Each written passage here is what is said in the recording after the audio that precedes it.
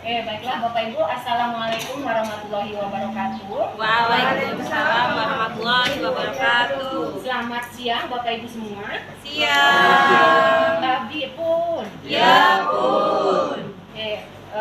Baiklah, di sini saya akan memperkenalkan diri dulu.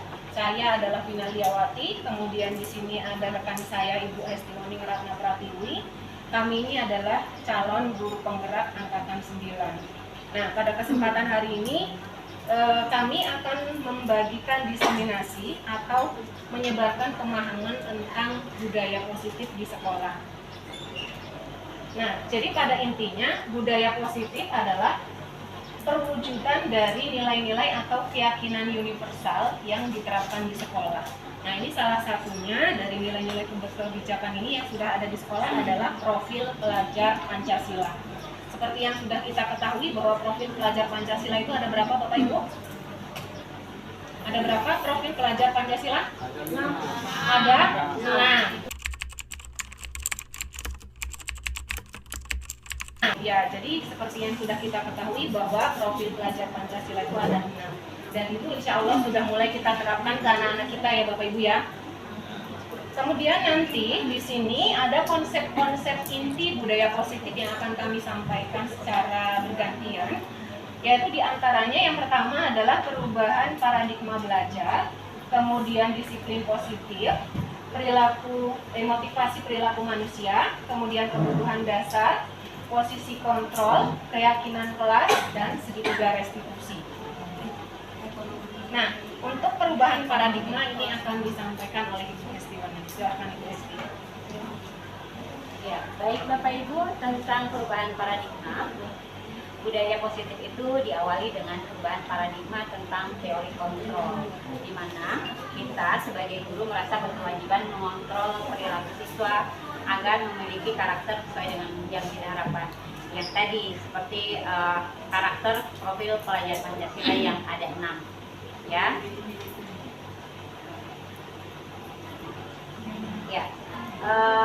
kami akan berikan kegiatan pemantik dulu untuk Bapak Ibu.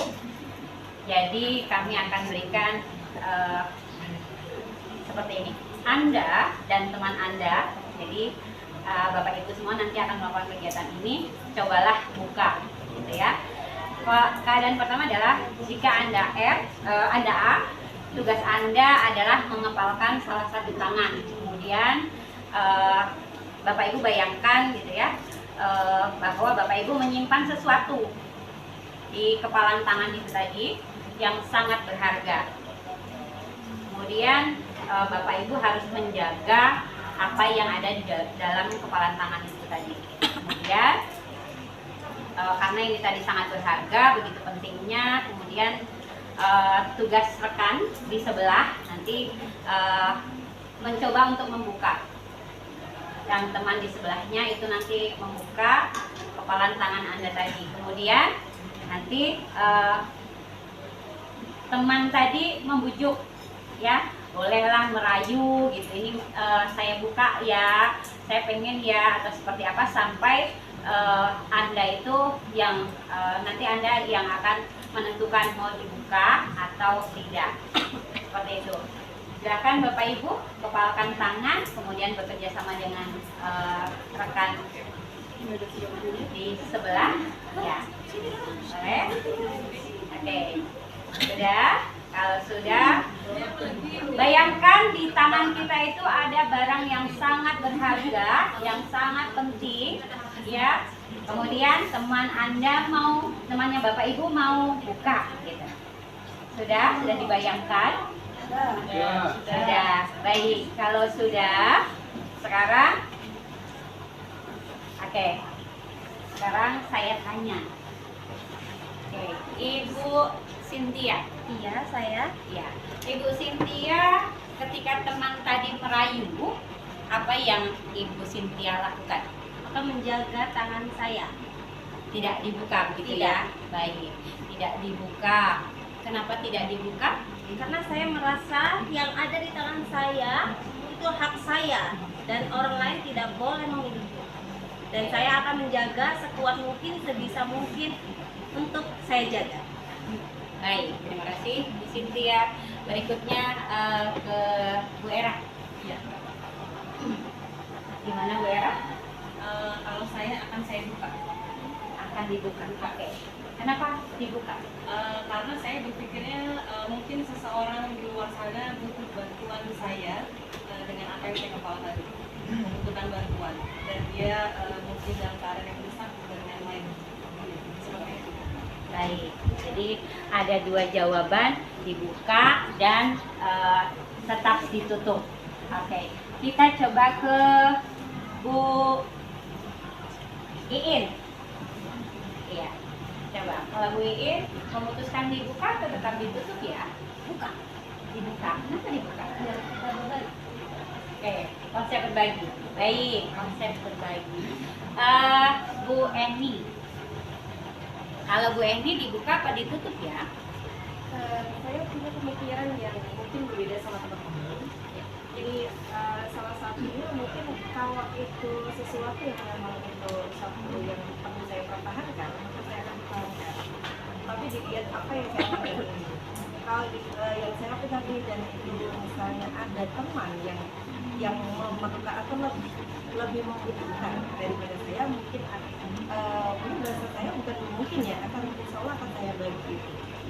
Jadi ada dua. Dilihat kebutuhan, sesuai kebutuhan. Baik. Ya, Pak Hanafi.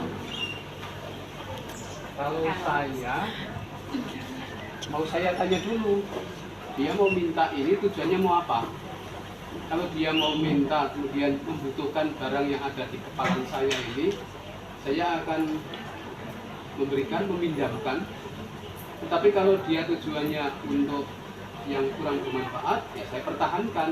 Untuk apa saya berikan? Itu. Baik, terima kasih Bapak Ibu semua. Ya, terima kasih. Kita lihat ya, dan ini kita bicara tentang teori kontrol tadi, ya. Ya, teori kontrol. Tadi Bapak Ibu semua memutuskan mau dibuka atau ditutup itu berdasarkan pemikiran masing-masing, ya. Ya, secara konsep teori kontrol itu bicara tentang bahwa apa yang kita lakukan itu adalah semuanya kita yang memutuskan. Jadi kita sendiri yang memegang kontrol atas kepalan tangan kita tadi, ya. Apakah kita membuka atau kita mau tetap menutup, itu kita yang memutuskan. Jadi orang-orang di luar kita itu tidak bisa memberi intervensi terhadap apa yang kita akan lakukan. Baik, Bapak Ibu, ini adalah hal yang disampaikan oleh seorang peneliti, ya, Dr. William Glasser, tentang contoh teori yang kemudian hari berkembang, ya, ada choice theory, yang ini akan meluruskan beberapa miskonsepsi terkait dengan kontrol tadi, ya. Kalau di sekolah, ya, selama ini yang ada dalam pikiran kita, saya di dalamnya, itu bahwa ilusi guru itu mengontrol murid. Jadi kita yang mengontrol murid, ya, kondisinya seperti itu. Padahal pada keadaan yang sebenarnya kita tidak bisa mengontrol murid. Jadi mereka mau atau tidak, contohnya mengerjakan tugas gitu, mengerjakan tugas itu kita tidak bisa mengontrol dia mengerjakan tugas atau tidak gitu. Kemudian yang berikutnya bahwa penguatan positif itu efektif dan bermanfaat gitu. Ini saya menemukan beberapa hal terkait dengan keadaan nomor 2, ya. Keadaan kedua ini bahwa pada saat saya memberikan penguatan positif pada siswa, ternyata ada beberapa siswa yang penerimaannya tidak seperti yang kita pikirkan. Itu kemudian yang berikutnya adalah bahwa kritik dan membuat orang merasa bersalah itu dapat menguatkan karakter. Kadang ketika ini saya lakukan pada siswa saya gitu, mereka itu malah jadi down gitu ketika saya memberi kritikan gitu. Kemudian berikutnya adalah ilusi bahwa orang dewasa memiliki hak untuk memaksa. Jadi ini yang salah gitu. Jadi kita sebagai guru kemudian mengajak anak, melihat anak bahwa di atas mereka gitu ya, kita bisa bisa memaksa. Ya, itu adalah teori yang tidak benar. Baik. Oke, baiklah Bapak Ibu, di sini saya akan melanjutkan yaitu tentang disiplin positif. Makna dari disiplin adalah sesuatu yang dilakukan seseorang pada orang lain untuk mendapatkan kepatuhan. Nah, di sini ada kutipan dari Bapak Pendidikan kita yaitu Ki Hajar Dewantara. Di mana ada kemerdekaan, disitulah harus ada disiplin yang kuat. Sungguh pun disiplin itu bersifat self-disiplin, yaitu kita sendiri yang mewajibkan kita dengan sekeras-kerasnya. Tetapi itu akan sama saja, sebab jikalau kita tidak cakap melakukan self-disiplin, wajiblah penguasa lain mendisiplinkan diri kita. Dan peraturan demikian itulah harus ada di dalam suasana yang merdeka. Jadi sebenarnya pada intinya disiplin itu harusnya muncul dari dalam diri kita sendiri, bukan paksaan dari orang lain. Namun, jika diri kita sendiri belum mampu memunculkan motivasi itu, maka wajib ada faktor eksternal atau ada penguasa yang lain yang mendisiplinkan diri kita. Seperti itu.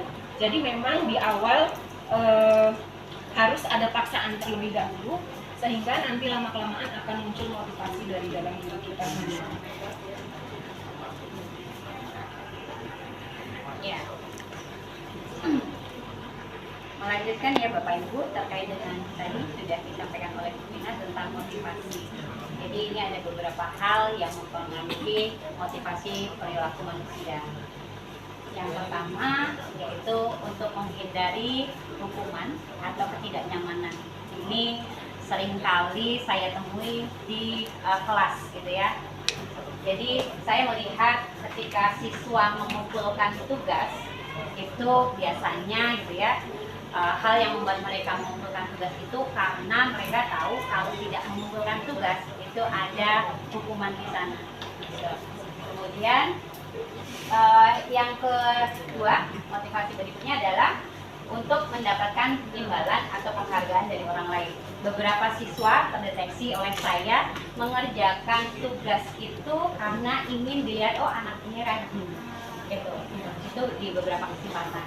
Ya. Kemudian yang berikutnya adalah untuk menjadi orang yang mereka inginkan, menghargai diri sendiri dengan nilai-nilai yang mereka percaya.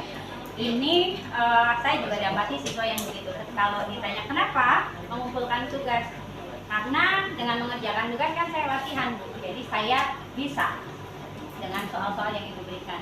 Ini yang terjadi, tiga hal ini yang menjadi motivasi yang saya perhatikan dari siswa saya ketika mengerjakan tugas yang saya berikan. Kemudian di sini ada beberapa poin, yaitu tentang hukuman, kemudian konsekuensi dan restitusi. Jadi nanti akan kita lihat sebenarnya yang kita lakukan ke siswa itu apa, apakah itu hukuman atau itu konsekuensi atau restitusi. Jadi perbedaan dari ketiganya, kalau hukuman itu bersifat tidak terencana atau tiba-tiba. Jadi misalkan ada siswa yang terlambat masuk ke kelas, terus langsung kita marahin, kenapa bisa sampai terlambat? Misal siswa menjawab karena dari kantin atau ketiduran dan sebagainya. Kemudian kita langsung menyuruh siswa itu misalnya gini, ya udah sekarang kamu berdiri di depan sampai pelajaran ibu habis. Nah seperti itulah yang namanya hukuman. Dia itu tidak direncanakan terlebih dahulu. Kemudian untuk konsekuensi, kalau konsekuensi itu sudah terencana dan disepakati sesuai peraturan. Nah biasanya kita di kelas itu kan punya kesepakatan kelas ya Bapak Ibu ya. Biasanya kesepakatan kelas itu yang membuat kita sendiri atau kita sama-sama dengan siswa Bapak Ibu. Sama-sama dengan siswa. Nah itu adalah sebuah konsekuensi. Misalkan jika siswa terlambat masuk kelas lebih dari 15 menit, maka harus push up dulu 10 kali seperti itu. Nah, jadi itu sudah ada kesepakatan dulu dengan siswa. Jadi kalau kita sudah membuat kesepakatan dengan siswa terlebih dahulu, itu namanya konsekuensi, bukan lagi hukuman. Walaupun intinya juga sama-sama, tetap anak itu yang menjadi korban kan ya Bapak Ibu ya. Lalu yang berikutnya ada restitusi. Kalau untuk restitusi, ini adalah proses menciptakan kondisi bagi murid untuk memperbaiki kesalahan. Jadi bukan kita menyalahkan murid, tapi kita berusaha untuk memperbaiki murid tersebut.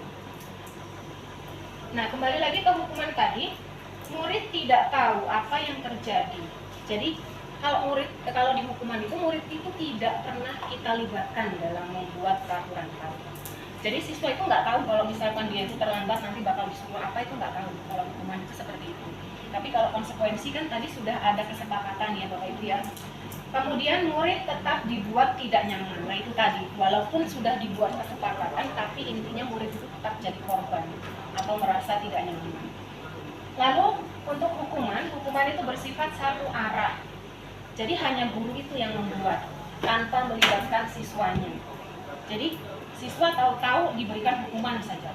Jadi tidak dilibatkan dari awal bakal diapain nanti kalau sampai terlambat. Seperti itu. Kemudian hukumannya berupa hukuman fisik atau psikis. Jadi bisa jadi misalkan disuruh push up misalkan, atau dicewer misalkan. Bisa juga dia merasa setelah dihukum, dia itu merasa malu mungkin di depan kawan-kawannya. Karena dia kan pasti sampai di jam pelajaran dia ada di depan kan. Sudah pasti si murid ini menjadi pusat perhatian kawan-kawannya. Nah di situ bisa jadi psikisnya itu yang terluka seperti itu. Kemudian untuk yang konsekuensi, sikap guru selalu memonitor murid. Jadi walaupun kita sudah punya kesepakatan, tapi kita selalu memonitor murid. Dan di restitusi, proses kolaboratif yang mengajarkan murid untuk mencari solusinya sendiri. Nah kalau di restitusi ini, jadi kita mencari solusi, kita mengarahkan siswa untuk menemukan sendiri solusi dari permasalahan yang dia lakukan tadi. Jadi kita tawarkan, kita harus seperti apa. Baiknya kalau terlambat itu bagaimana? Apa yang bisa kamu lakukan ke depannya? Seperti itu. Ya, baik. Ada berikutnya tentang kebutuhan dasar manusia. Kebutuhan dasar manusia itu merupakan unsur-unsur yang dibutuhkan oleh manusia dalam mempertahankan keseimbangan baik fisiologis maupun psikologis yang bertujuan untuk mempertahankan kehidupan dan kesehatannya. Ya, ada 5 kebutuhan dasar manusia. Yang pertama, kebutuhan untuk bertahan hidup. Ini meliputi sandang, pangan, papan, gitu ya. Kemudian berikutnya adalah kebutuhan cinta dan kasih sayang. Ternyata ini menjadi kebutuhan dasar. Ini akan tampak ya Bapak Ibu di kelas kita. Kalau beberapa catatan untuk siswa yang biasanya itu banyak atau terlalu aktif gitu ya, aktif dalam tanda kutip gitu ya, itu biasanya karena cukup kasih sayangnya itu kurang. Kalau kemudian diberi perlakuan itu akan muncul gitu ya, akan muncul beberapa hal yang menjadikan siswa itu seperti itu. Nah ya dari situlah gitu ya, jadi siswa-siswa yang banyak aktifnya di kelas dalam tanda kutip negatif itu biasanya gitu ya, biasanya adalah sebagai salah satu upaya bagaimana dia mencukupi kebutuhan dasarnya dalam cinta dan kasih sayang. Berikutnya adalah tentang kebebasan. Ternyata kebutuhan dasar manusia itu adalah bebas gitu, bebas untuk bicara, bebas berpikir gitu ya, bebas bersikap. Nah itu ternyata menjadi satu kebutuhan dasar. Berikutnya adalah bebas untuk kesenangan gitu ya, atau bagaimana dia pengen happy, itu termasuk dalam kebutuhan dasarnya. Kemudian berikutnya adalah kebutuhan kekuasaan. Nah ini kebutuhan kekuasaan atas, yaitu tadi atas diri sendiri, bagaimana dia menguasai dirinya sendiri, baik dari cara berpikir gitu ya, maupun berbicara. Sekali lagi itu masuk dalam kebutuhan dasar manusia. Kemudian yang selanjutnya Bapak Ibu ada 5 posisi kontrol sebagai seorang guru. Jadi kita di sini seperti yang sudah dijelaskan di awal tadi bahwa kita itu adalah sebagai pusat kontrol. Nah, di sini ada 5 posisi. Yang pertama sebagai penghukum. Nah, sebagai penghukum ini seperti yang sudah saya jelaskan tadi sebelumnya, misalkan ada siswa terlambat, terus tiba-tiba langsung kita marah-marah, kita maki-maki, kemudian kita kasih hukuman, itu berarti kita memposisikan diri kita itu sebagai penghukum. Kemudian yang kedua, ada pembuat merasa bersalah. Jadi kadang tanpa menyadari kita itu dalam menghadapi siswa yang tadi kata Bu Hesti dalam tanda kutip negatif ya, kita itu membuat siswa itu merasa bersalah. Misal seperti ini, kalian ini tahu nggak kalau ini salah? Terus apa nggak kasihan? Guru kalian sudah dibela-belain masuk ke kelas, kalian di kelas hanya tidur. Apa kalian nggak kasihan dengan orang tua yang sudah menyekolahkan kalian, membiayai kalian setiap hari, ngasih uang saku seperti itu. Jadi itu posisi kita adalah membuat merasa bersalah. Seperti yang beberapa minggu yang lalu ya, karena Pak Agung sebagai pembina upacara. Nah, seperti yang disampaikan Pak Agung itu adalah sebagai membuat merasa bersalah. Jadi kita itu membuat supaya siswa itu merasa bersalah, merasa punya salah di dirinya. Kemudian yang ketiga, ada posisi sebagai teman. Jadi kadang, apalagi kita ini kan di jenjang SMA ya Bapak Ibu ya, kadang anak-anak itu menganggap gurunya itu sudah seperti temannya. Dan kita pun juga begitu, kadang kita sampai merengek-rengek meminta anak itu untuk mengerjakan tugas. Misal kita begini, ayolah nak tolong dikerjain. Nanti kalau kamu nggak ngerjain tugas nanti bisa ibu disalahin loh sama orang tuamu, seperti itu. Jadi itu adalah posisi guru sebagai seorang teman. Kemudian yang keempat itu adalah sebagai pemantau. Jadi kita itu hanya memantau, kamu tahu nggak kalau kamu itu salah. Kemudian konsekuensinya apa? Misal salah memakai sepatu yang harusnya sepatu warna hitam, tapi siswa memakai sepatu warna putih misalkan. Kamu tahu kalau kamu salah? Tahu. Ya sudah, silakan dilepas sepatunya. Seperti itu. Itu adalah posisi kontrol guru sebagai pemantau. Kemudian yang terakhir itu adalah sebagai seorang manajer. Nah, jadi di sini sebagai seorang manajer, kita itu tidak mencari kesalahan siswa, kita tidak membuat dia menjadi merasa bersalah, tapi kita akan mencari solusi. Kita akan memunculkan solusi dari dalam diri siswa itu sendiri. Jadi bukan kita yang memberikan solusi. Misal, kenapa nak pakai sepatu warna putih? Kemudian, apakah kamu tahu kalau itu ada kesalahan? Iya. Kemudian bagaimana kamu akan memperbaikinya? Jadi kita menawarkan alternatif solusi yang siswa itu pada nantinya akan membuat sendiri solusi dari permasalahan yang dia hadapi. Jadi kita hanya sekedar mengarahkan tanpa harus memaksa siswa itu harus seperti apa harus menuruti konsekuensinya. Jadi biarkan siswa tersebut menemukan solusi dari permasalahan yang dia hadapi. Kemudian yang berikutnya ada keyakinan kelas, yaitu metode untuk menimbulkan kembali disiplin positif yang didasari oleh motivasi dari dalam diri. Nah, tadi sebelumnya kan sudah saya singgung tentang peraturan kelas ya Bapak Ibu ya. Kalau peraturan kelas itu biasanya sudah kita sepakati kan dengan anak-anak ya Bapak Ibu ya. Jadi kita tanyakan dulu, kalau misalkan terlambat nanti konsekuensinya apa. Nah, kemudian dari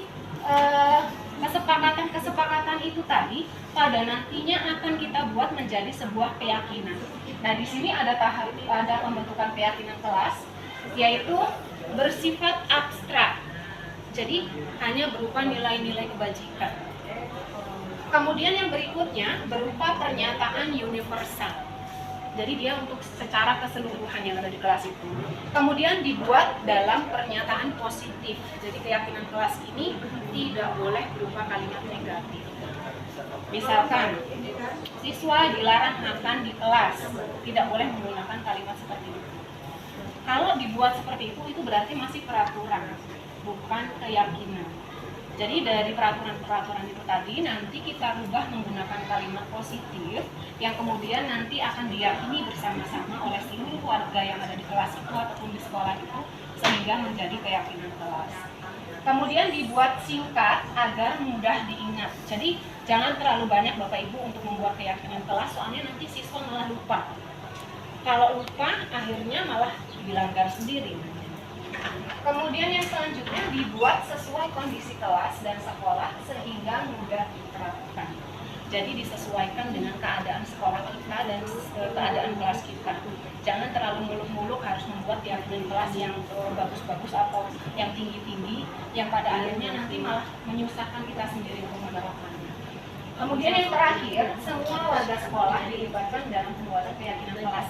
Kalau keyakinannya keyakinan kelas berarti yang kita libatkan ya semua warga yang ada di dalam kelas.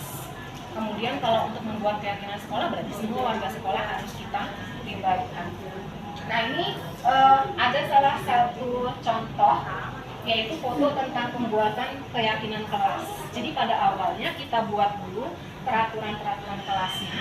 Peraturan kelas itu masih ada yang berupa kalimat positif, ada yang berupa kalimat negatif. Kemudian baru kita rumuskan semuanya ke dalam kalimat positif yang nantinya kemudian dibuat menjadi keyakinan yang diyakini bersama-sama semua warga yang ada di kelas. Nah, ini ada contoh saya membuat keyakinan kelas. Ini kebetulan di kelas 10-11. Assalamualaikum warahmatullahi wabarakatuh.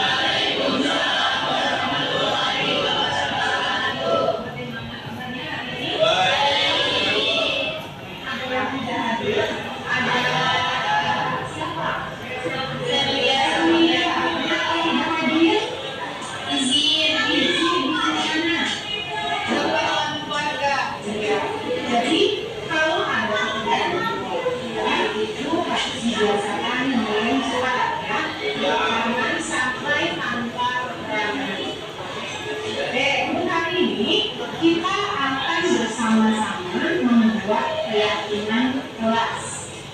Sudah tahu keyakinan kelas itu apa? Jadi keyakinan kelas itu adalah nilai bawaan yang nantinya akan kita sepakati kemudian kita yakini bersama-sama demi kebaikan kelas kita. Nah, di kesempatan kali ini nanti Ibu akan membagikan kertas ini. Silakan masing-masing dari kalian tuliskan peraturan apa yang kalian inginkan di kelas kalian. Terserah apapun itu yang kalian mau.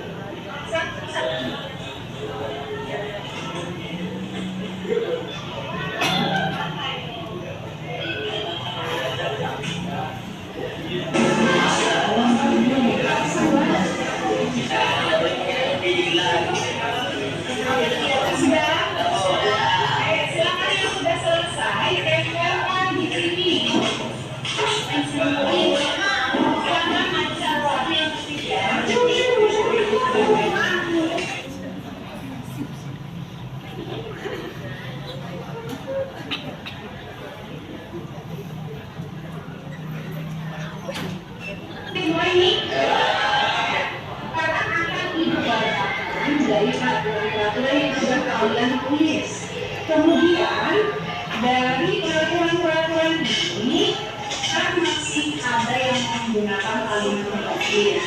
Jadi adalah menjadi kalimat positif. Yang pertama, tidak boleh datang terlambat. Berarti kalau dibuat menjadi kalimat positifnya menjadi apa?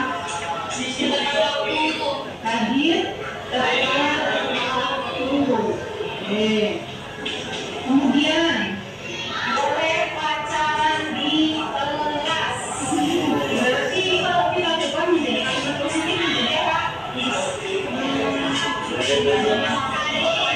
Saling menghormati sama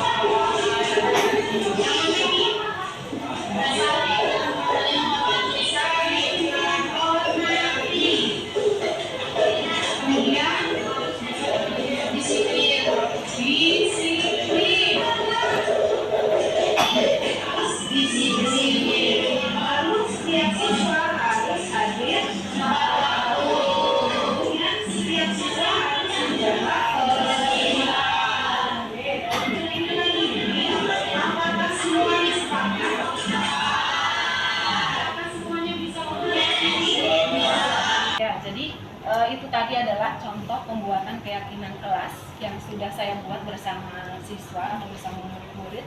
Jadi nanti Bapak Ibu bisa mengembangkan sendiri. Jadi bukan lagi kita itu membuat peraturan kelas. Kalau memang sudah ada peraturan kelas, ya namanya nanti digantilah. Jangan lagi menjadi peraturan. Karena pada dasarnya kalau peraturan itu sepertinya dilihat anak-anak itu sudah menakutkan, seperti itu kan, bahwa dia itu pasti akan merasa diadili seperti itu. Jadi sebenarnya kita itu harus membuat keyakinan kelas, bukan peraturan kelas. Bapak Ibu, selanjutnya adalah tentang segitiga restitusi. Ini kelanjutan dari beberapa proses. Salah satunya adalah ketika keyakinan kelasnya sudah dimiliki, setiap kelas dipahami oleh masing-masing siswa, gitu ya. Kemudian kita ke segitiga restitusi. Ini adalah ketika salah satu warga kelas itu melanggar keyakinan kelas. Kita lihat dulu tentang segitiga restitusi, yaitu proses menciptakan kondisi bagi peserta didik untuk memperbaiki kesalahan mereka, sehingga mereka kembali pada kelompok mereka dengan karakter yang lebih kuat. Jadi siswa ini nanti dipahamkan gitu tentang apa yang dilanggar, ya. Kemudian setelah diberi restitusi, ketika mereka kembali ke kelas, mereka sudah berada di posisi yang sangat paham tentang apa yang dilanggar. Yang pertama, restitusi itu ada 3 ya Bapak Ibu. Yang pertama adalah menstabilkan identitas. Jadi ini berdasarkan prinsip membuat kesalahan adalah bagian dari proses belajar. Jadi ketika anak salah itu kita buat bahwa itu adalah bagian dari proses pembelajaran. Nah, menstabilkan identitas ini gitu ya, kita bisa memulai dengan beberapa kalimat. Contohnya, berbuat salah itu wajar, nggak apa-apa, tapi ya, itu ada kalimat berikutnya. Kemudian atau bisa menggali dengan kalimat pertamanya adalah tidak ada manusia yang sempurna. Jadi sekali lagi, salah itu nggak apa-apa, tapi nah ya. Kemudian di sini kita sampaikan juga pada proses sampai dengan kita hari ini gitu ya. Misalnya Bapak Ibu sampaikan, Bapak juga pernah dulu begitu, tapi nah ada proses yang kemudian kita akan sampaikan pada anak. Ini kalimat berikutnya. Atau ketika yang bermasalah gitu ya, melanggar itu tadi misalnya salah satu keyakinan kelasnya adalah saling menghargai. Nah, di satu kesempatan ada siswa yang meminjam barang temannya itu tanpa izin. Jadi si pemilik ini merasa dirugikan sampai akhirnya terjadilah pertengkaran. Nah, ini misalnya. Jadi ketika kondisi ini yang terjadi, ini Bapak Ibu bisa sampaikan ya, kalimat pembukanya bisa dengan Bapak Ibu atau Bapak bukan mencari siapa yang salah, tapi ingin cari solusi dari permasalahan ini seperti apa. Nah itu. Kemudian nah ini, kamu boleh merasa seperti itu. Apa yang dia pertahankan terkait dengan misalnya kasus yang tadi itu, ya, tentang pemilikan barang. Kamu boleh merasa seperti itu. Nah ini beberapa hal atau beberapa kalimat yang bisa menjadi salah satu cara restitusi di bagian menstabilkan identitas. Gitu. Berikutnya adalah validasi tindakan yang salah. Jadi pada prinsipnya setiap perilaku yang melanggar gitu ya, itu adalah salah satu upaya kebutuhan. Nah, yang tadi kebutuhan dasar tadi ya. Jadi ya beberapa diantaranya kamu pasti punya alasan mengapa melakukan itu. Ya, misalnya yang tadi disampaikan Bu Vina terkait dengan siswa memakai sepatu putih, padahal aturannya adalah hitam. Nah, di sini kita validasi. Kamu pasti punya alasan kenapa kamu melakukan itu. Beberapa jawaban siswa yang mungkin adalah, sepatu hitam saya basah dan yang ada hanya warna putih. Gitu. Kemudian, padahal kamu bisa melakukan yang lebih buruk dari ini ya. Jadi validasi kesalahannya bisa jadi malah nggak masuk gitu. nggak cuma bukan memilih pakai sepatu putih gitu, tapi memilih untuk tidak masuk. Tapi anak ini sudah memilih untuk masuk kan gitu. Jadi gitu. Kemudian ya ini kamu patut bangga karena telah melindungi sesuatu yang penting buatmu. Ini contohnya tentang kepemilikan barang itu tadi. Jadi ketika dia bertahan, ini punya saya, tapi dia ngambil tanpa izin. Nah ini kita bisa gunakan ini untuk memvalidasi tindakan yang salah. Kemudian berikutnya adalah kamu melakukannya karena mempertahankan sesuatu yang penting bagi ibu. Nah ini di kasus yang tadi ya, yang siswa mempertahankan. Jadi siswa marah ketika barangnya diambil tanpa izin. Berikutnya menanyakan keyakinan kelas. Tadi di kelas kan kita sudah melewati proses membuat satu keyakinan kelas. Kemudian, nah ini berdasarkan teori kontrol gitu, bahwa kita itu memiliki motivasi intrinsik. Tadi kita sudah sudah bicara tentang motivasi.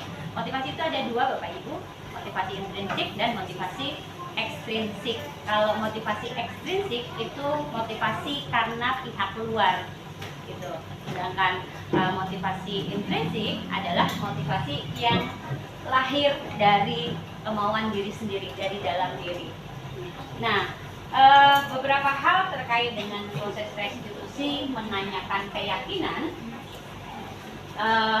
misalnya dengan apa keyakinan kelas kita ketika siswa memakai sepatu warna putih tadi. Keyakinan kelas kita apa?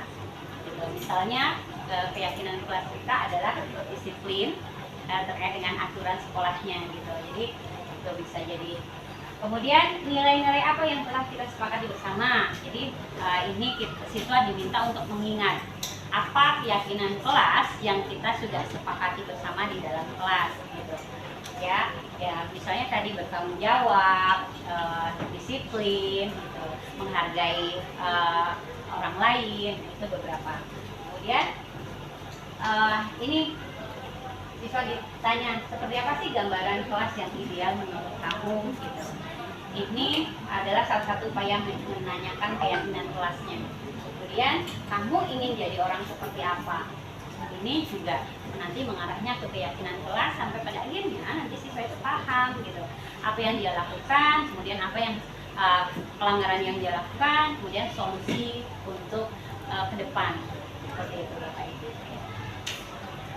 Ya, ini ada contoh penerapan segitiga restitusi yang saya sudah lakukan pada siswa.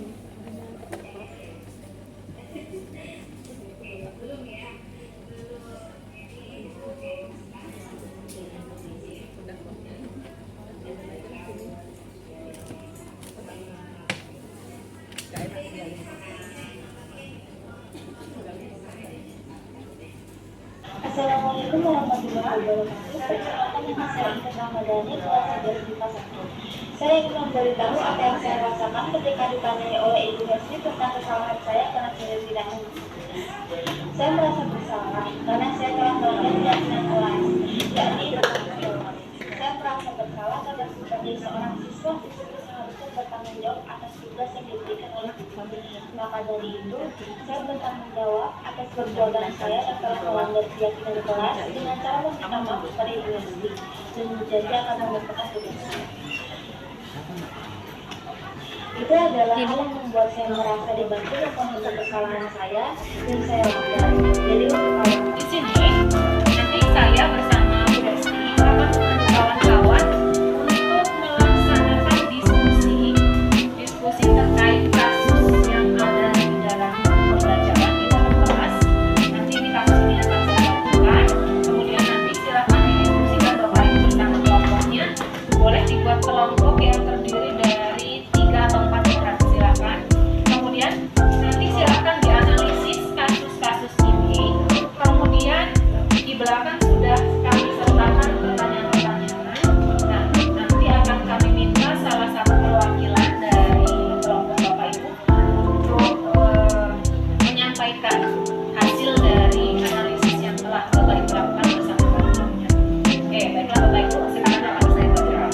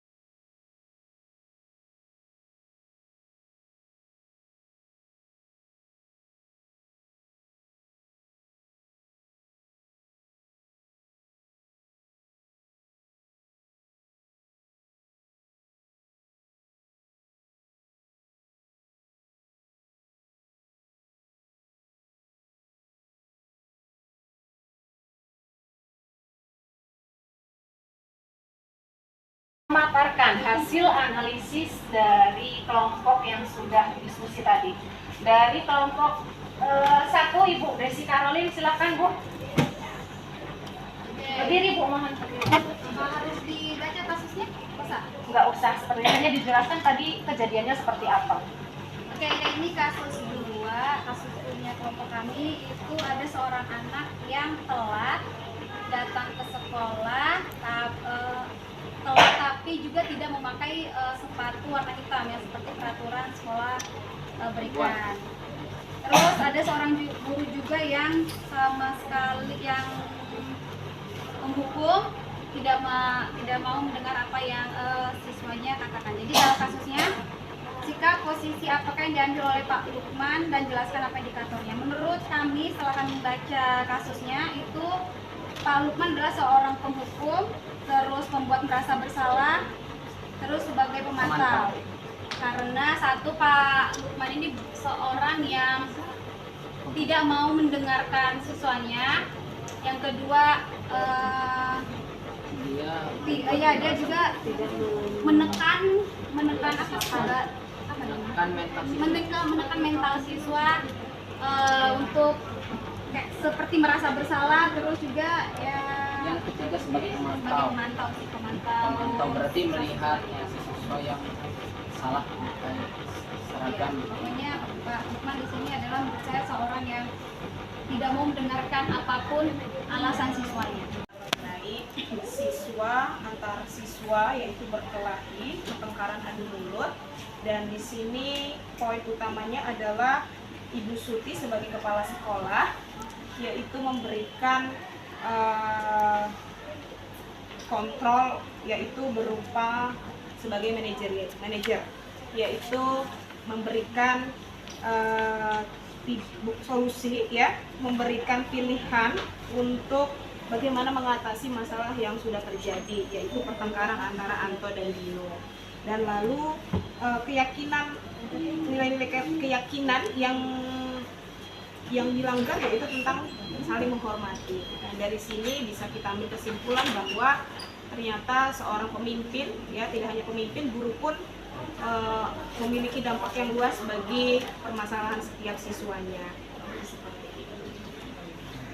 Baiknya adalah kelompok 3. Silakan silakan untuk kasusnya seperti apa ya?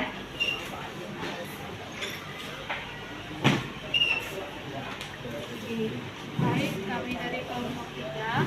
Kasus yang kami baca ini tentang siswa yang tidak menghormati guru pengganti, di mana notabene guru pengganti ini baru mengajar selama kurang lebih 2 tahun, di mana siswa tersebut tidak mengindahkan guru tersebut atau tidak menghormati. Nah, di sini guru tersebut yang menggantikan itu adalah Bu Eni. Ya, Bu Eni sudah sudah mencoba sebagai teman, di mana dia mengajak, ayo dong tugasnya dikerjakan, nanti ibu ditegur gitu. Tetapi siswa di sini masih tidak mau mengindahkan ucapan dari Bu Eni. Nah, posisi kontrol yang dipraktikkan oleh Bu Eni itu dia sebagai pemantau dan juga sebagai teman, kalau menurut saya. Dan di sini Bu Eni ini kan menggantikan guru aslinya Bu Santi, di mana Bu Eni menyampaikan keluhnya kepada Bu Santi dan Bu Santi mengevaluasi siswa tersebut, di mana Bu Santi di sini menanyakan keyakinan kelas kepada 2 anak yang bermasalah tersebut terhadap Bu Eni dan meminta apa yang perlu diperbaiki. Jadi di mana di sini sudah ada perbaikan dari kedua anak tersebut dengan cara memperbaiki sikap dan mengirimkan permintaan maaf melalui email. Jadi Bu Santi di sini menurut saya sebagai manajer. Terima kasih. Sebagai penghukum, kemudian yang kedua sebagai pembuat merasa bersalah, yang ketiga sebagai teman, yang keempat sebagai pemantau, dan yang kelima sebagai penghukum. Yang kelima sebagai manajer. Nah, jadi pada dasarnya kita itu harus berusaha untuk bisa menjadi seorang manajer.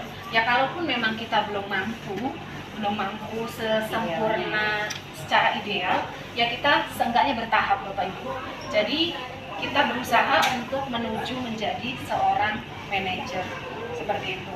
Nah, kemudian setelah selesai diskusi kita kali ini, berarti sudah selesai pula pertemuan kita pada hari ini. Nah, di sini ada penutup. Dalam penerapan program disiplin positif, hendaknya guru memiliki standar kepribadian profesional dan sosial yang baik, di mana guru mampu merefleksi dirinya dalam posisi kontrol saat ini. Bagaimana perjalanan dirinya sebagai manajer yang menuntut murid-muridnya menjadi insan yang mandiri, merdeka, dan bertanggung jawab. Itu adalah standar nasional pendidikan.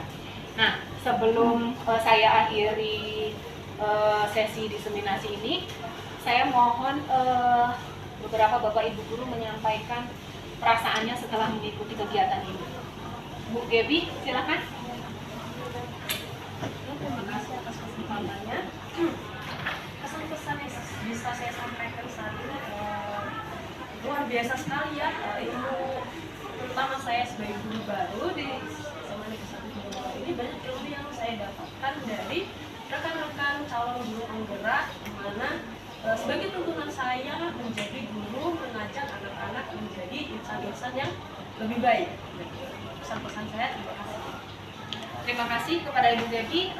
Satu lagi mohon Pak Agit. Saya merasa sangat terbuka ya wawasannya.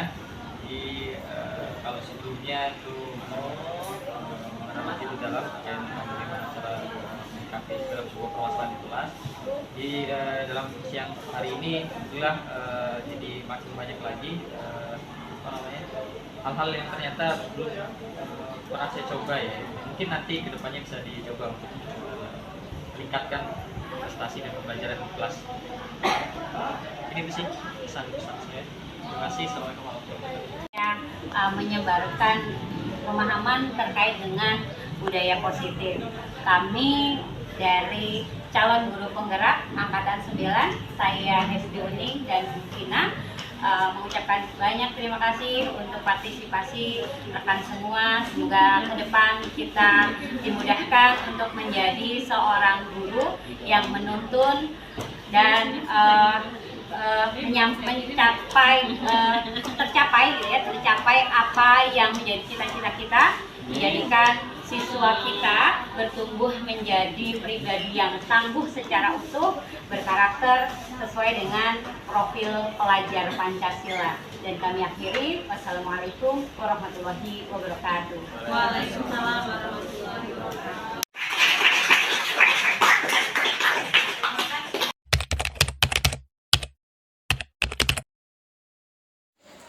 Assalamualaikum warahmatullahi wabarakatuh. Waalaikumsalam warahmatullahi wabarakatuh. Alhamdulillah berjumpa kembali gitu ya. Ini di agenda kita hari ini di Klub Fisika sudah hadir semua. Sudah hadir semua ini? Alhamdulillah, terima kasih. Suaranya ramai sekali. Baik, jadi di Klub Fisika hari ini sebelum kita membahas banyak terkait dengan proyek apa yang akan kita lakukan di Klub Fisika ya, untuk ke depan supaya Klub Fisika kita ini menjadi kelas ya yang kita itu ketika berada di dalamnya itu sama-sama nyaman gitu ya. Kita nanti akan membuat satu kesepakatan ya yang akan berlanjut menjadi sebuah istilah yang disebut dengan keyakinan kelas. Oke, ya kita lanjutkan. Kita mau membuat, Ibu sudah bawakan judul. Di situ ada keyakinan kelas dari komunitas belajar Klub Fisika SMA Negeri 1 Sidomulyo. Jadi kita mulai dulu nih dari apa sih keyakinan kelas itu gitu ya.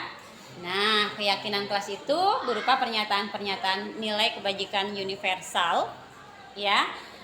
Kemudian pernyataan keyakinan kelas itu senantiasa dibentuk dalam kalimat-kalimat positif. Yang seperti apa ya? Oke. Jadi ya, kita mulai dulu dari fungsi keyakinan kelas.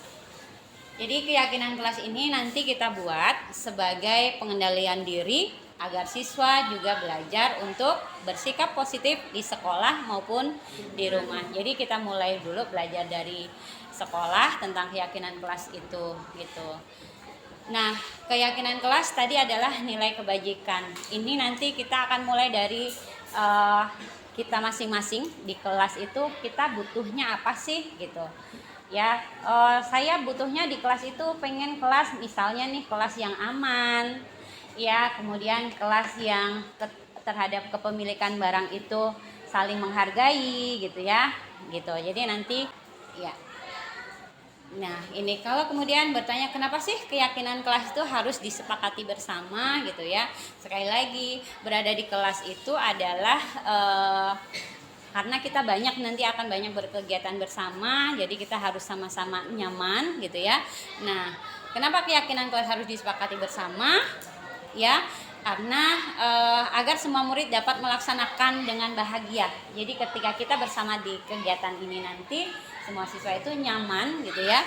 Ketika di kelas kita kan kita sudah sepakat buat kesepakatan yang berakhir dengan keyakinan kelas. Jadi melakukannya tidak tanpa paksaan, sehingga kalau sudah mulai nampak yang begitu, maka melakukannya kita itu dengan bahagia. Nah, ini aturan komunitas klub fisika yang sudah ada sebelumnya gitu ya. Jadi tadi sebelum sampai ke keyakinan kelas, tadi di awal keyakinan kelas adalah gitu ya, kalimat-kalimat positif dan berupa nilai-nilai kebajikan secara universal. Di sini aturan komunitas klub fisika kita nih, misalnya tidak boleh datang terlambat, gitu ya. Ini aturan. Sama seperti kalau kita punya aturan harus menggunakan helm.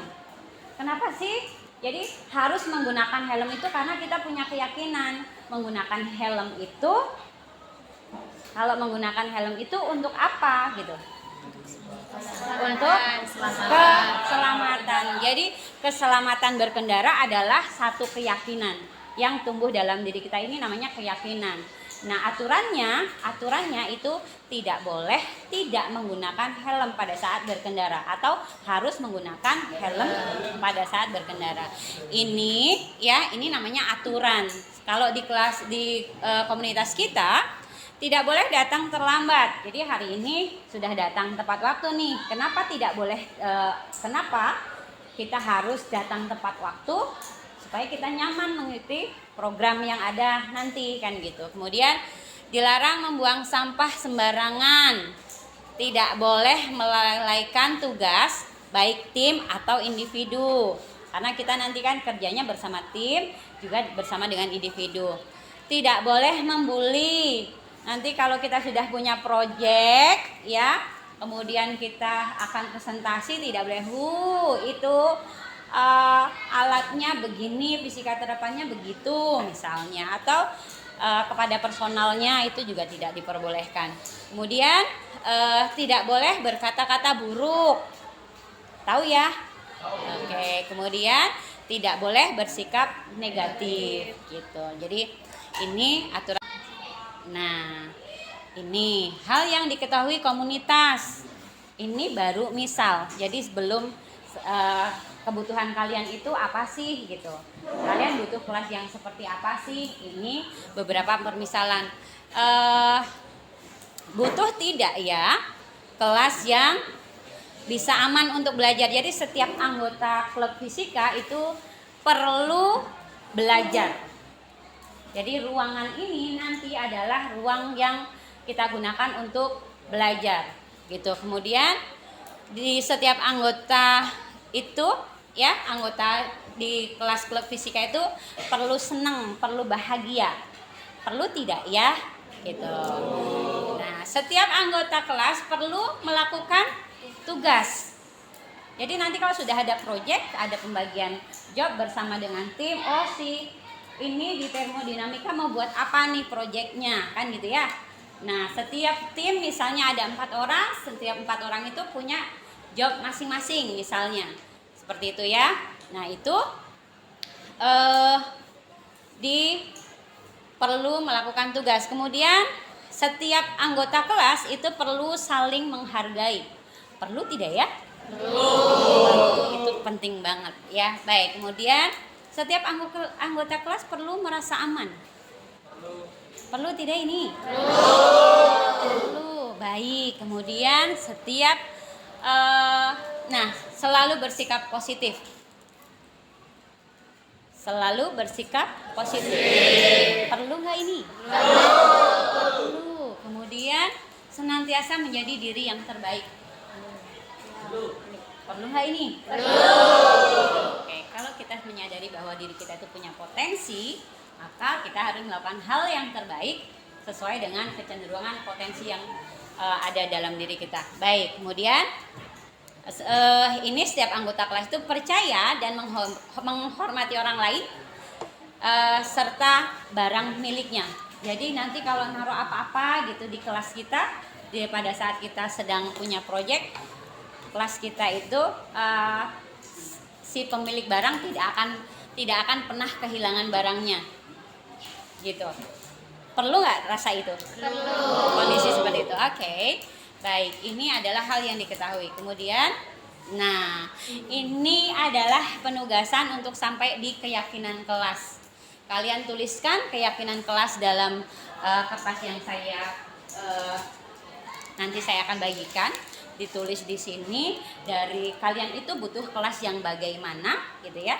Tumbuhkan, kalau sudah nanti tempelkan di depan ya, di tempat yang sudah disediakan. Kemudian kalau sudah, nanti kita akan menentukan bersama mana keyakinan kelas yang kita butuhkan gitu. Kemudian membuat nota kesepakatan ya, membuat nota kesepakatan yang ditandatangani. Jadi nanti kalau sudah kita buat keyakinan kelas ya di klub fisika kita ini gitu ya, pada saat nanti kita sudah berjalan ya,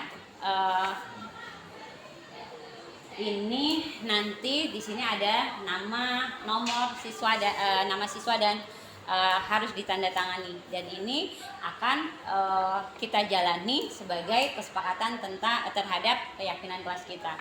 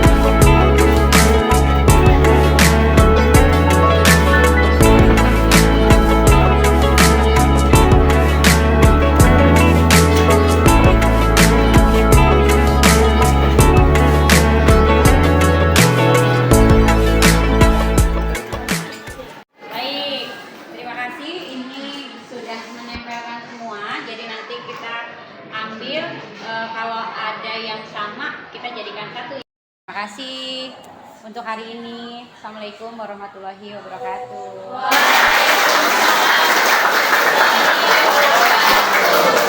Perasaan saya di sini sangat senang karena telah mengungkapkan rasa dan ide bagaimana caranya agar kelas nyaman, terus bisa betah di kelas dan bisa semangat belajar karena kondisi kelas yang sangat kondusif seperti apa yang tadi dijelaskan oleh Bu Hesti tentang keyakinan kelas. Saya senang karena hari ini kelas kami sudah membuat keyakinan kelas dan saya dan teman saya Adil akan melaksanakan keyakinan kelas ini dengan baik dan juga dengan senang hati. Baiklah. Assalamualaikum warahmatullahi wabarakatuh. Waalaikumsalam warahmatullahi wabarakatuh. Bagaimana kabarnya hari ini? Baik. Ada yang sudah hadir? Ada. Siapa? Selia. Kenapa tidak hadir? Izin. Izin mana? Keperluan keluarga. Ya.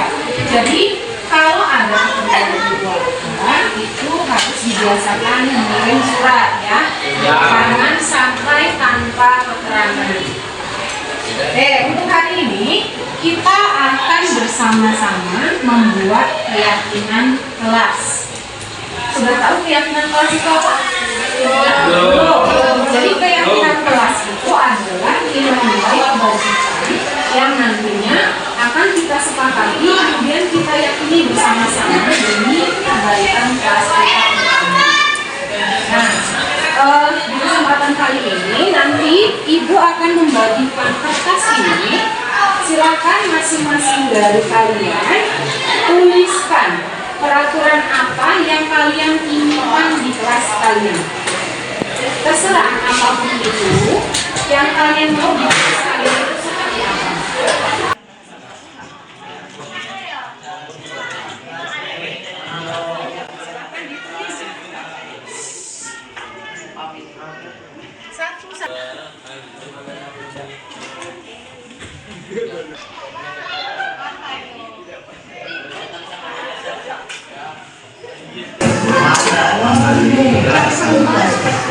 Tidak boleh pakai topi di kelas. Sudah? Sudah. Silakan yang sudah selesai tempelkan di sini. Silakan maju satu-satu yang ketiga.